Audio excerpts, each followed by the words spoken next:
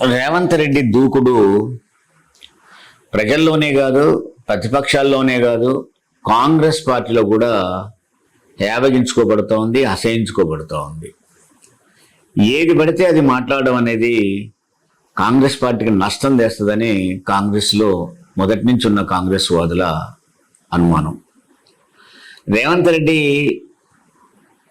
తన ఇష్టం వచ్చినట్టు వాగ్దానాలు చేయడం, తన ఇష్టం వచ్చినట్టు మార్చేయడం, తన ఇష్టం వచ్చినట్టు బూతులు మాట్లాడడం, ఒక రాచరికంలో రాజులాగా నేను ఏమంటే అది చల్లుతుంది. అంటే ముఖ్యమంత్రి అవడం అంటే ముఖ్యమంత్రి కూడా ఈ ప్రజాస్వామ్యంలో బాగో, ముఖ్యమంత్రి కూడా రాజ్యాంగబద్ధంగానే ఉండాలి, ముఖ్యమంత్రి కూడా చట్టాలకు లోబడే ఉండాలి. ఎందుకంటే ముఖ్యమంత్రులు అతరులే జైల్లో పోతున్న పరిస్థితి కూడా మనం చూసాం. అందుకని దీన్ని తను ఎందుకో మరి అట్లా ఒరవడి తీసుకొని పోతూ ఉంటే కాంగ్రెస్ పార్టీ నుంచి ఒకళ్ళిద్దరు మంత్రులు తప్ప దాన్ని స్పందిస్తున్న వాళ్ళు కూడా, ఆయన్ని సమర్థిస్తున్న వాళ్ళు కూడా లేరు. అందుకని ఆయన ఎవరు సమర్థించినా ఎవరు సమర్థించకపోయినా నా వరవడి నాదే, అంటే నా గ్రూపు నాదే, నా భాగం నాదే, నా ఇష్టంగానే నేను ఉంటా, నా ఇష్టం ఉన్నంత కాలమే పార్టీలో ఉంటా, నా ఇష్టం ఉన్నంత కాలమే నేను ఏమైనా చేస్తా. ఇవి జరుగుతున్న తీరు. కాంగ్రెస్కును కాంగ్రెస్కు మధ్యన నడుస్తున్న ఈ ఘర్షణలో ఎవరు అంత పెద్దగా ఆయన్ని సమర్థించినట్టు కనపడడం లేదు. రుణమాఫీ విషయంలో తన తొందరపాటు గందరగోళాన్ని సమర్థించలేక 2-3 మంత్రులు పడుతున్న బాధని మనం చూస్తూ ఉన్నాం.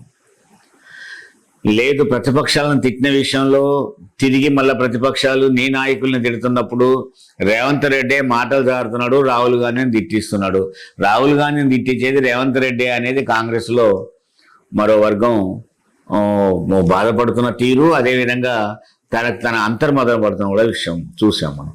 అందుకని రేవంత్ రెడ్డి యొక్క మాటలని సమర్థిస్తూ ప్రెస్ మీట్లు కూడా పెట్టడానికి ఎవరు కాంగ్రెస్ పార్టీ వాళ్ళు సిద్ధంగా రావడం లేదు. అందుకనే ఆయన ప్రెస్ మీట్ పెట్టన్నా అని చెప్పేసి ఒకరినొకరిని అడుక్కుంటున్న స్థితి కనపడుతూ ఉంది.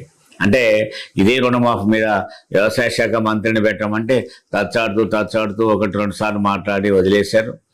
ఆయన సమాచార శాఖ మంత్రి పొంగులేటి గారిని చెప్పమంటే ఆయన ఏదో చెప్పడానికి ప్రయత్నం చేశాడు. కానీ చివరికి ఎవరు పెట్టనంటే ఉత్తమ్ కుమార్ రెడ్డిని పట్టుకొని ఉత్తమన్న నువ్వన్న ప్రెస్ మీట్ పెట్టన్నా అని అడిగినట్టుగా సమాచారం తెలుస్తూ ఉంది. ఇంత ఘోరంగా ఒక పార్టీలోనే ఒక ముఖ్యమంత్రి అయి ఉండి పార్టీలోనే అసమర్థతకు గురవుతున్న ముఖ్యమంత్రి అంటే రేవంత్ రెడ్డి. తన మాటల్ని, తన చేష్టల్ని ఇప్పటికైనా మార్చుకొని అటు పార్టీకి ఇటు ప్రజలకు దగ్గరగాడని ప్రయత్నం చేయాలి తప్ప ఇంత ఒరవడి పద్ధతి రాచరికం అంత మంచిది కాదు.